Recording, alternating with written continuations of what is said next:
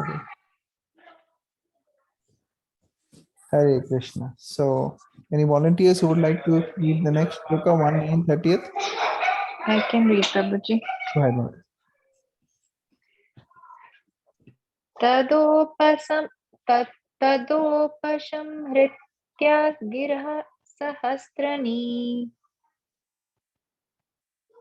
तदुपसंहृत्य गिरः विमुक्तसंगा सहस्रने थैंक यू माताजी विमुक्तसंगामन आदिपुरुषे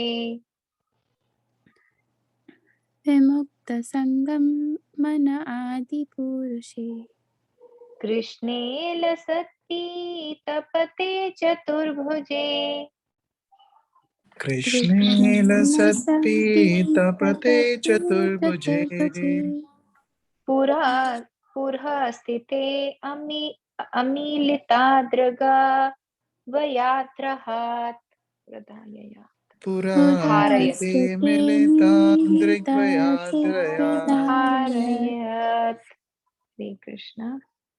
Thank you, Mataji. Prabhuji, can you scroll? Translation. Thereupon, that man who spoke on different subjects with thousands of meaning and who fought on thousands of battlefields and protected thousands of men stopped speaking and being completely free from all bondage withdrew his mind from everything else and fixed his wide open eyes upon the original personality of Godhead, Sri Krishna, who stood before him four-handed in the yellow garment that glittered and shined. Purport. In the momentous hour of leaving his material body, Bhishma Deva set the glorious example concerning the important function of the human form of life.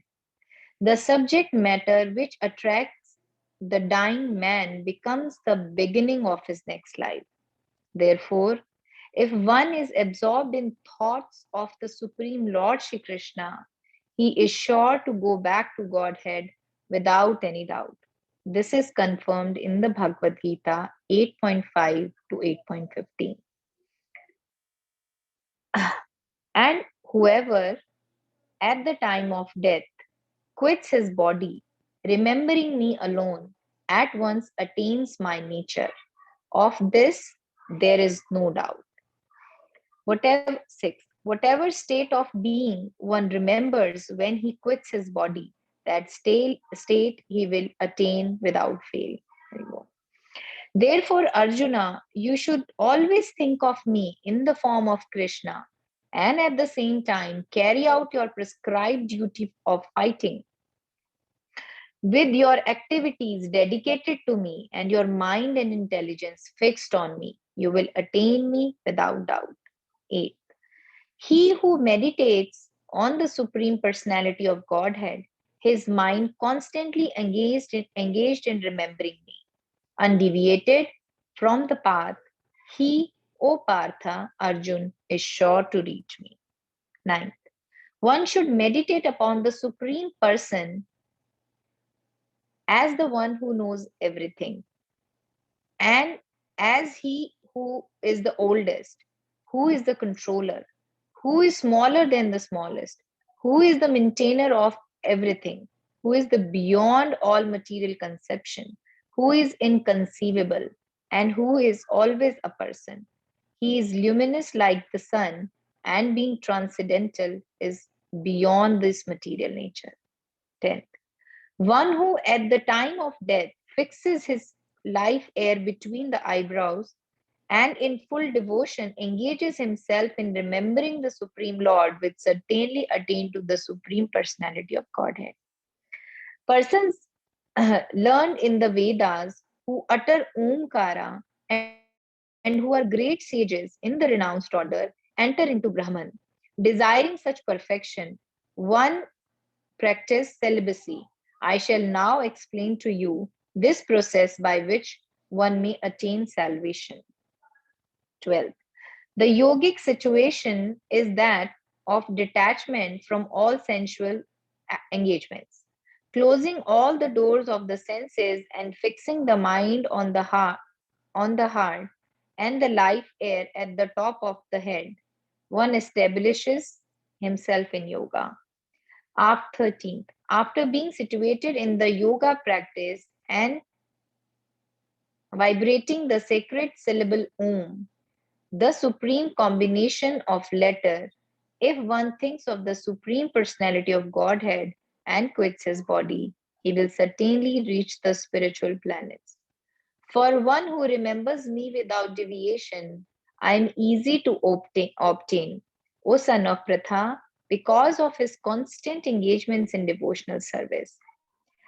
15th. After attaining me, the great souls who are yogis in devotion never return to the temporary world, which is full of miseries, because they have attained the highest perfection. Sri Bhishma Deva attained the perfection of quitting his body at will and was fortunate enough to have Lord Krishna, the, the object of his attention, personally present at the time of death. He therefore fixed his eyes upon him. He wanted to see Sri Krishna for a long time out of his spontaneous love for him. Because he was a pure devotee, he had very little to do with the detailed performance of yogic principles. Simple bhakti yoga is enough to bring about perfection. Therefore, the ardent desire of Bhishma Deva was to see the person of Lord Krishna, the most lovable object. And by the grace of the Lord, Sri Bhishma Deva had this opportunity at the last stage of his breathing. Hare Krishna.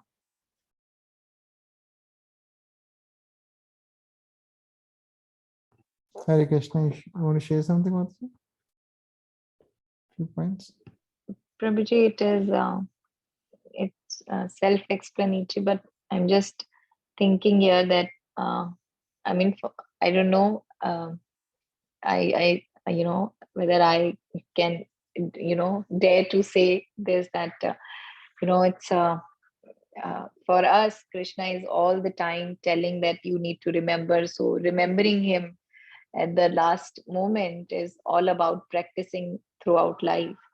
I don't know whether I'll be able to do that, but I'm just thinking that Krishna is guiding us and telling us in Bhagavad Gita in 8th chapter, as I read the translations, that how important is to practice the Krishna consciousness, because that moment when you leave your body, when you're quitting your body, and not being throughout busy or engaged in devotional service, it becomes so difficult.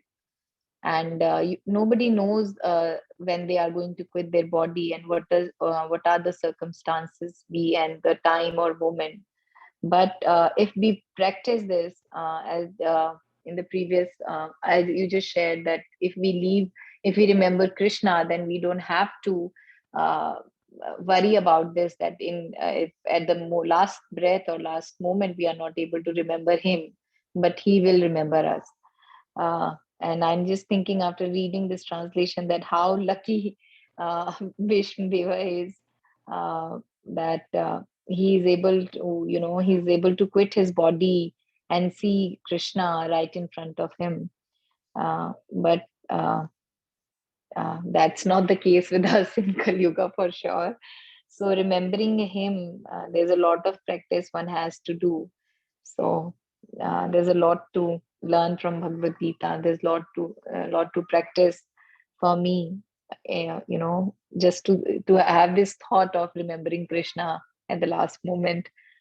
So this purport is this translation is very, very nice, and I read it before reading this, and it has actually touched my heart, and I was feeling that, I just tried to visualize it and how the situation was when Bhishma Deva left. But yeah, there's a learning from this, that how much practice you have to do to remember Krishna, and seeing Krishna You need to, we cannot be in, like Bhishmadev and Kalyuga and any other devotees, because being in Grihastha life, we are already very much engaged, and in a Kali Yuga, we are already so much contaminated already, that remembering Krishna uh, every minute, or 10 minutes, or I say few seconds in a day, is become so difficult, especially when chanting in the morning, when there's no noise. Still the mind is making so much noise, and you are not able to concentrate. So remembering Krishna at the time of death will be very, very difficult. The mind is actually creates so much problem every day, that not able to concentrate on even one bead sometimes, and that struggle is real. But yeah, we have to keep struggling to wait till that moment, that if Krishna sees us struggle, that we are struggling every day and fighting with our mind to just remember, maybe Krishna becomes merciful the moment we leave the body. We can just pray for that. Hare Krishna, Prabhuji.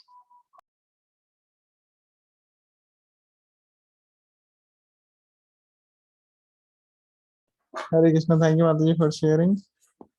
Anybody else would like to share?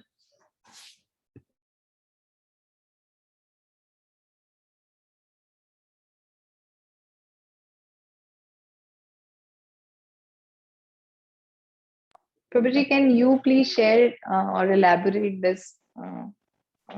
So I really like Paramatma? this shloka actually. This Yes, Prabhuji. shloka, the way it is. One second. There's some echo.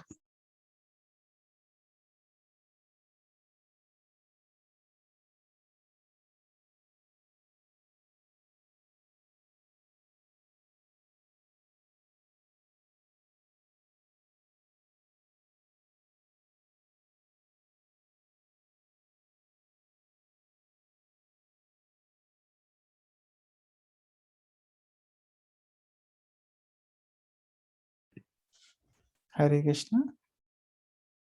Am I audible? No, Prabhuji, you were not audible. Okay. One second. I think there is some echo.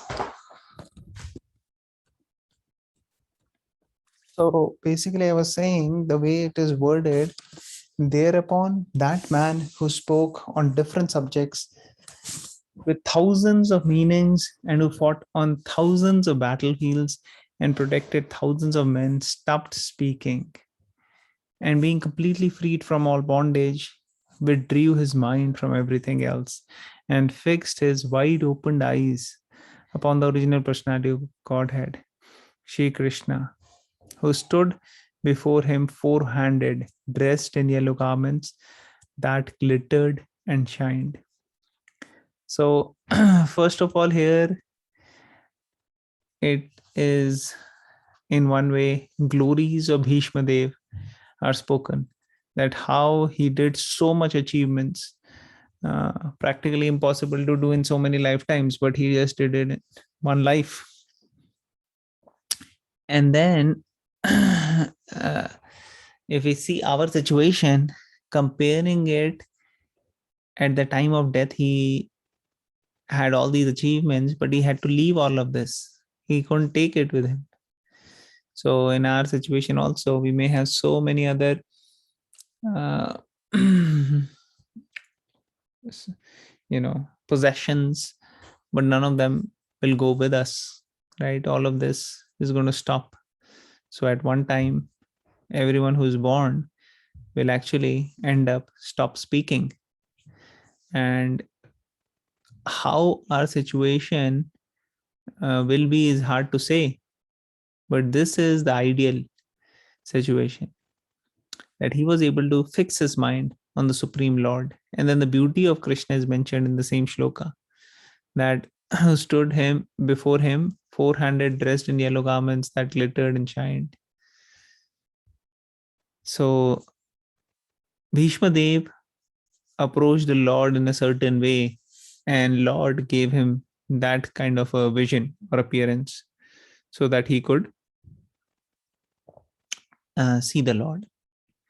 And in the purport, it is very interesting. Prabhupada has practically written the translation of half of the shlokas from the 15th chapter, starting from 5th to the 15th, telling about the Purushottam Yoga section of the Bhagavad Gita. So that is very nice. The subject matter which attracts the dying man becomes the beginning of his next life. Therefore, if one is absorbed in the thoughts of Supreme Lord Krishna, is sure to go back Godhead without any doubt. This is confirmed in the Bhagavad Gita. So Bhishma Dev, he was able to uh, achieve so many material as well as spiritual accomplishments, and at the time of death he was able to fix his mind on the Supreme Lord. So that is a great achievement, and he knew the science very well, and he's exemplary, he's a Mahajan. So we can follow the footsteps of such a great personality, the Mahajan. Anybody else would like to share anything?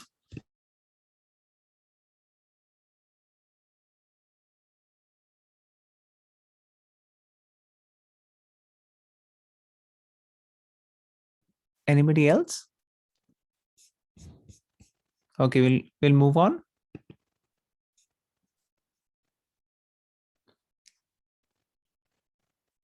Am I audible? Yes, Prabhuji. Okay. So we'll go to the next shloka. 1931. I can read.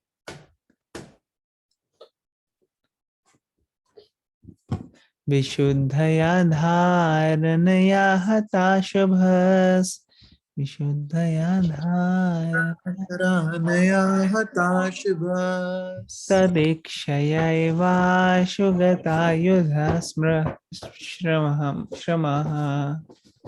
Tadekshayeva Sugata Yudhasrama.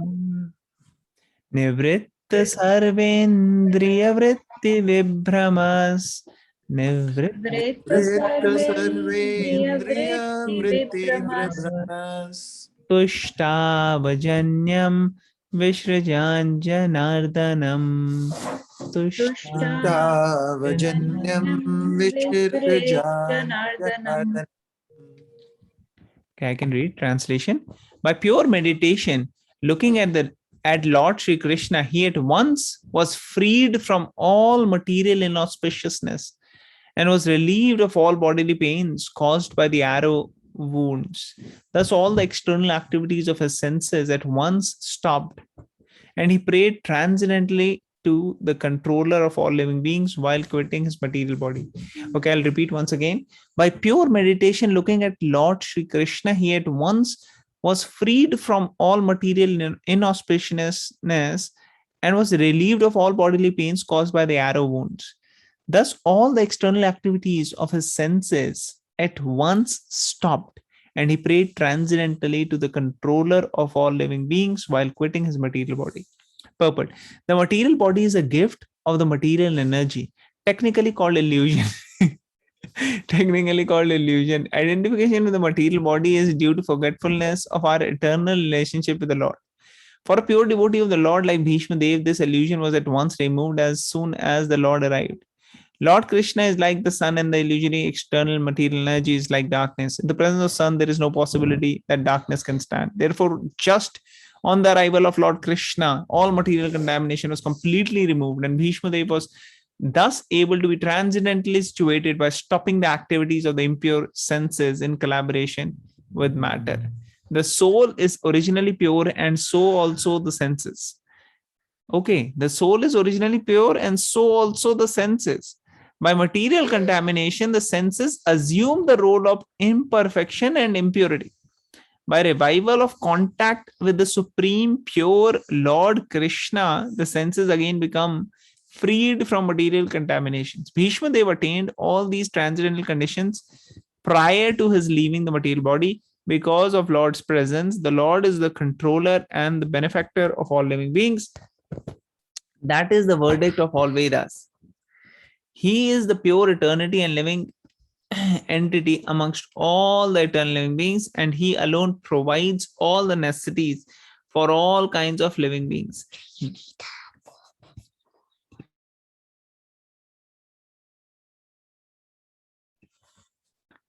Bhishmadev attained all these transcendental conditions prior to his leaving material body because the Lord's presence, the Lord is the controller and the benefactor of all living beings.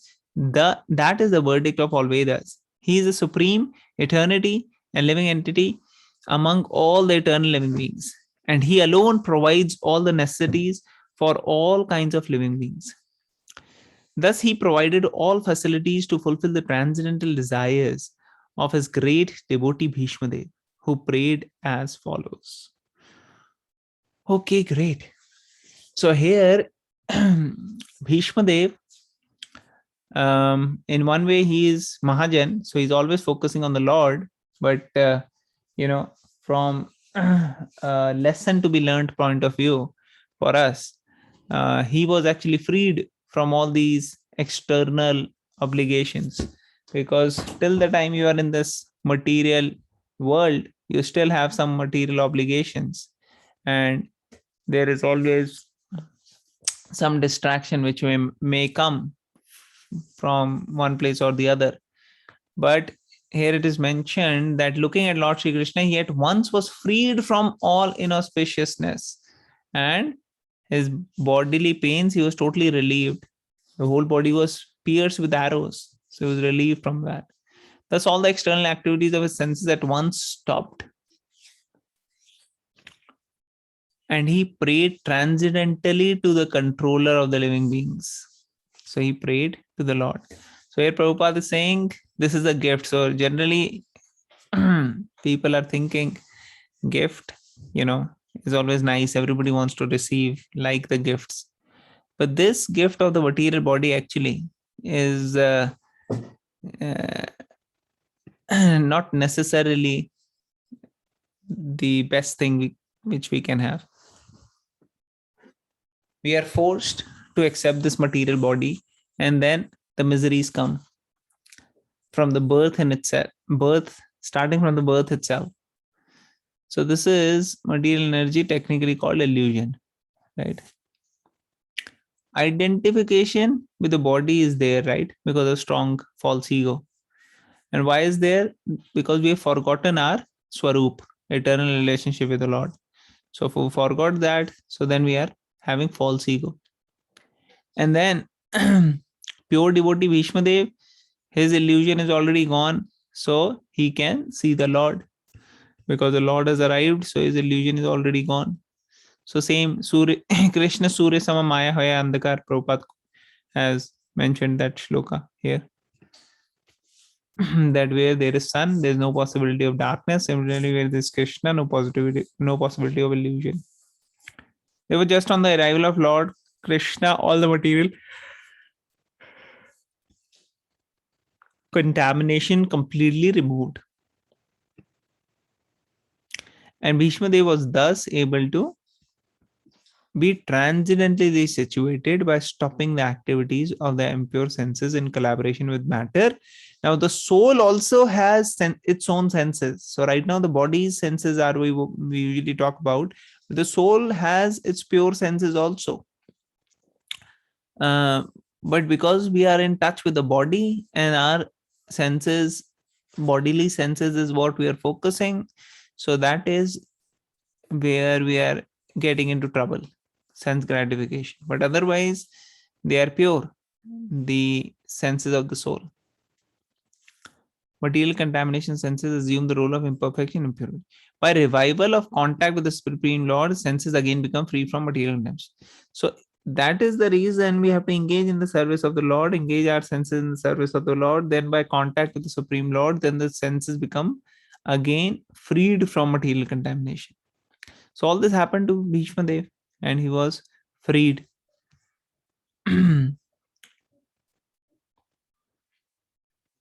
And it is mentioned this is Supreme Lord only who does all these processes. Thus, he provided all facilities to fulfill the transcendental desires of his great devotee Bhishmadev, who prayed as follows. Okay. Any other points anybody would like to share?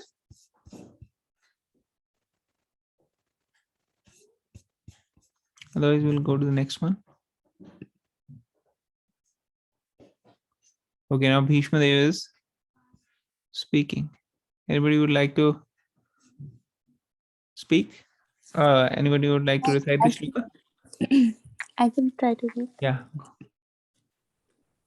Shri Bhishma Uvacha Shri Bhishma Vacha Iti Mate Rupa Kalpita Vitrishna Iti Mater Upakalpita Vrishna Bhagavati Sattvatapa Bhagavati Sattvata Pungave Vibhumni Bhagavati Bhagavati Satvata Satvata Pungave Pungave Vibhumi Swasukham Upagate Kvatich Vihar Swasakham Upagate Kvatich Vihartum Swaswakam Sukam Upagate Upagate Kvachit Kvachit Vihartam Vihartum Prakratim Peyusi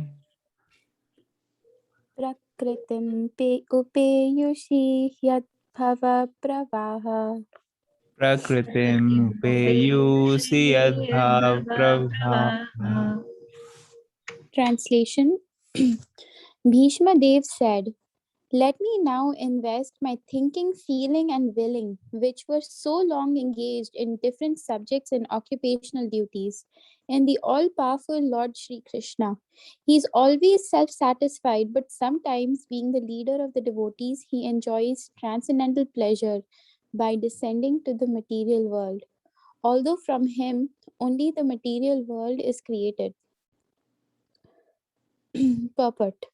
Because Bhishma Dev was a statesman, the head of the Kuru dynasty, a great general and a leader of Kshatriyas, his mind was strewn over so many subjects, and his thinking, feeling, and willing were engaged in different matters.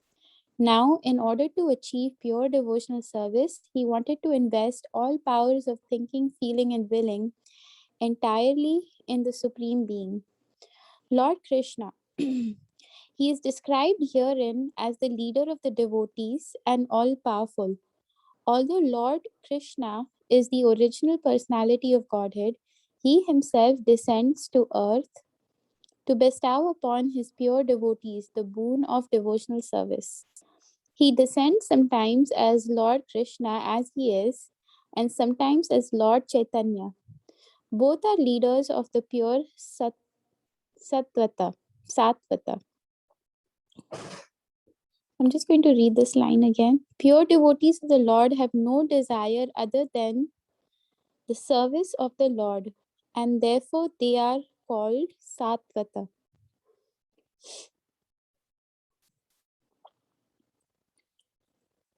I'm going to back up a little bit. He descends sometimes as Lord Krishna as he is, and sometimes as Lord Chaitanya. Both are leaders of the pure devotees. Pure devotees of the Lord have no desire other than the service of the Lord, and therefore they are called Sattvata. The Lord is the chief among such Sattvatas. Bhishma Dev therefore has no other desires. Unless one is purified from all sorts of material desires, the Lord does not become one's leader. Desires cannot be wiped out, but they have only to be purified. It is confirmed in the Bhagavad Gita 10.10 by the Lord Himself that He gives His instruction from within the heart of a pure devotee who is constantly engaged in the service of the Lord. Such instruction is given not for any material purpose, but only for going back home, back to Godhead. For the ordinary man who wants to lord it over material nature, the Lord only sanctions and becomes a witness of activities, but He never gives the non devotee instructions for going back to Godhead. That is the difference in dealings by the Lord with different living beings, both the devotee and the non devotee. He is the leader of all the living beings, as the king of the state rules both the prisoners and the free citizens. But his dealings are different in terms of devotee and non devotee. Non devotees never take care to any instruction from the Lord, and therefore the Lord is silent in their case, although he witnesses all their activities and awards them the necessary results, good or bad. The devotees are above this material goodness and badness. They are progressive on the path of transcendence, and therefore they have no desire for anything material.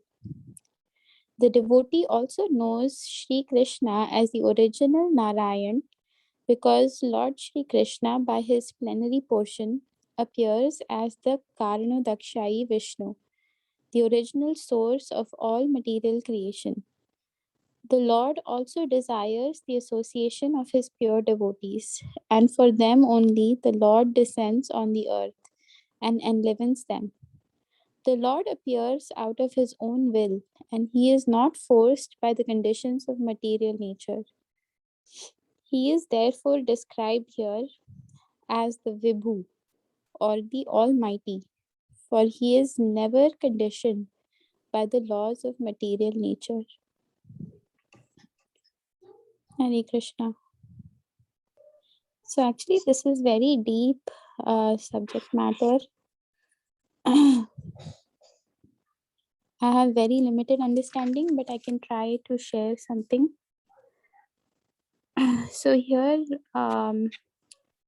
Bhishma Dev and also Prabhupada explaining in the purport is explaining to us how to purify one's thinking, feeling and willing, one's senses, how to purify them, and how Bhishma Dev wanted to do that before he left his body. So he wanted to invest all his thinking, feeling, willing in the Lord, and how he was previously, occupied in different subjects and occupational duties. And in the second part of the translation, you can just scroll up a little bit. He's talking about how Krishna, he's actually talking about one of the aspects or qualities of Krishna in which he is Bhakta Vatsal, or because he's normally always self-satisfied, but because out of his love for his devotees and his desire to reciprocate with them, he, even though he's the leader of the devotees, he still enjoys this transcendental pleasure, this rasa, the mellows of transcendental exchanges with his devotees. Although from him only the material world is created. So, so the first point is about how to purify our senses. Whereas my understanding is this, that when we are engaged in when we are engaging our senses, we may like a certain nice visiting place, or certain different, our minds are engaged in different ways of enjoying this material world around us. So similarly, it's just about rerouting them and engaging them in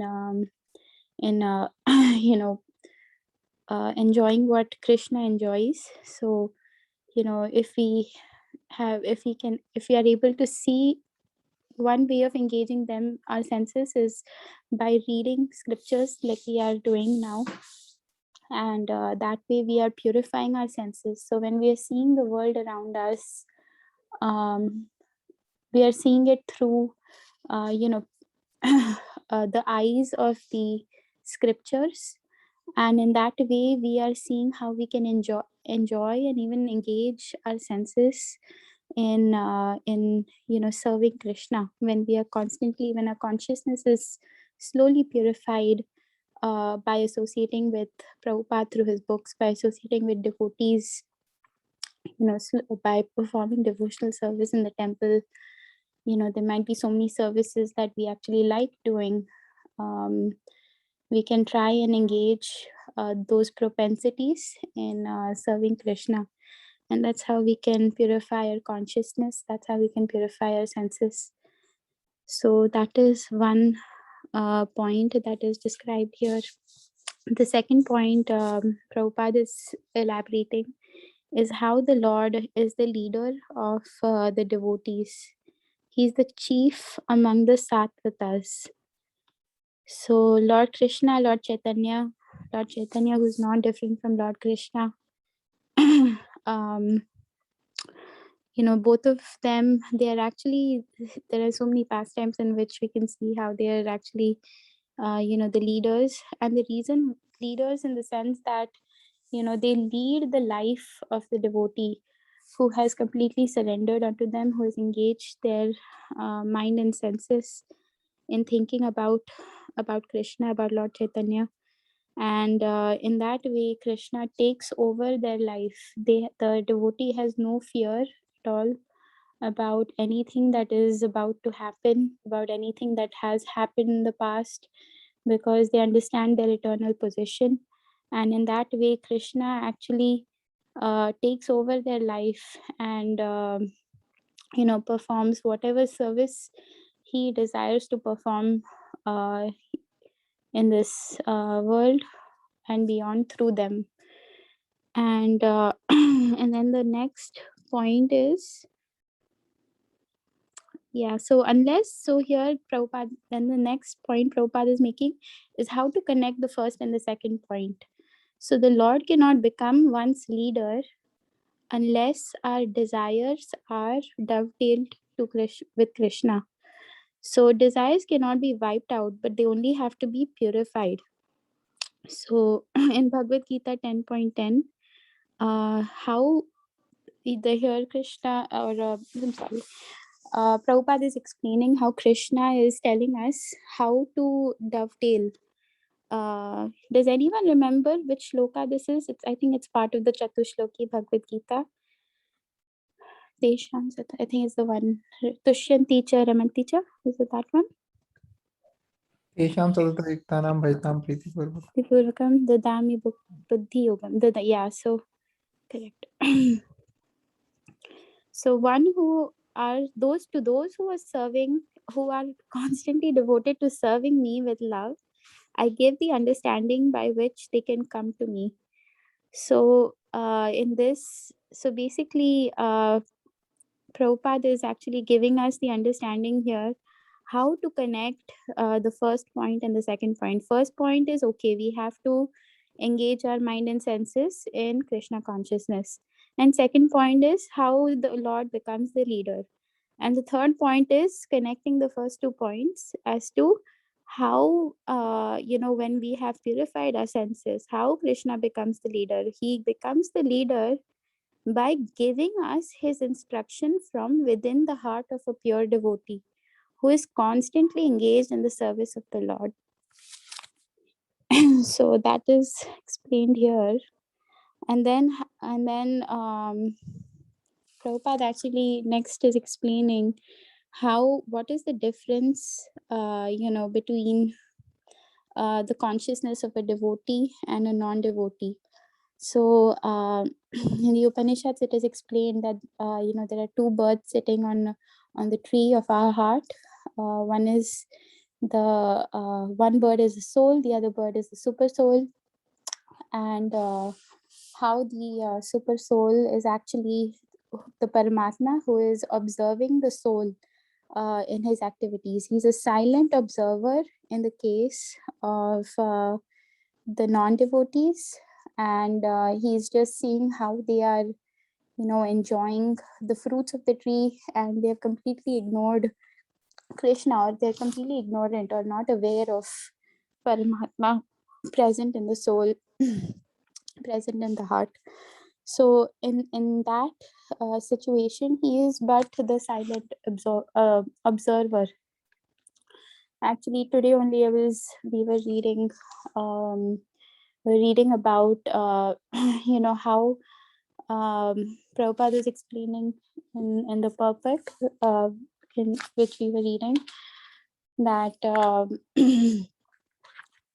like the just like so he was explaining Brahman, Paramatma, and Bhagwan, and he was explaining who is Paramatma. And actually, Paramatma is like there's a sun, and then there are jewels, and the reflection of the jewels from of the sun which is coming is actually described as Paramatma. They're just as effulgent because of the kind of the shine that is shining off of them. And he actually goes on to describe that these actually the Paramatma is nothing but like a deputed officers, just like in a fair when you go, they have some police officers stationed there. They are people are enjoying, people are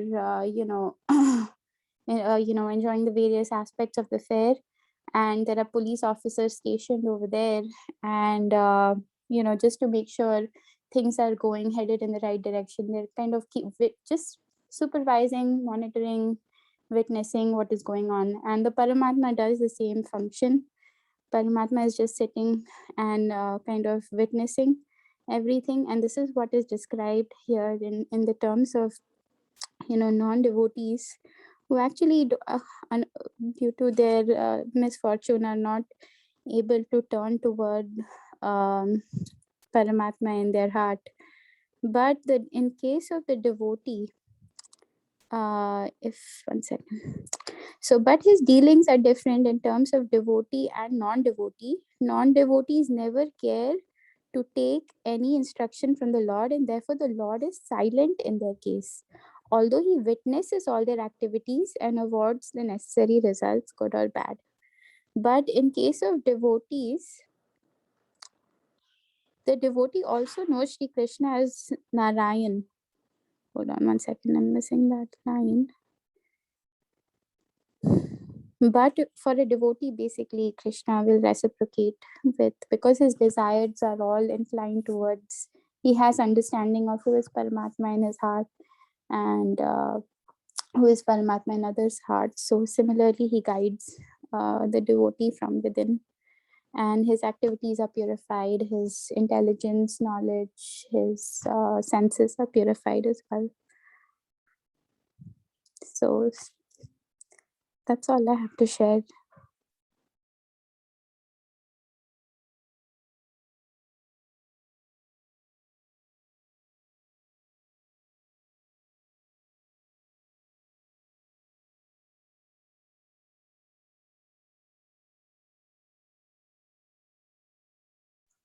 Does anyone else want to share anything? If not, we can just end it. It's 9 o'clock.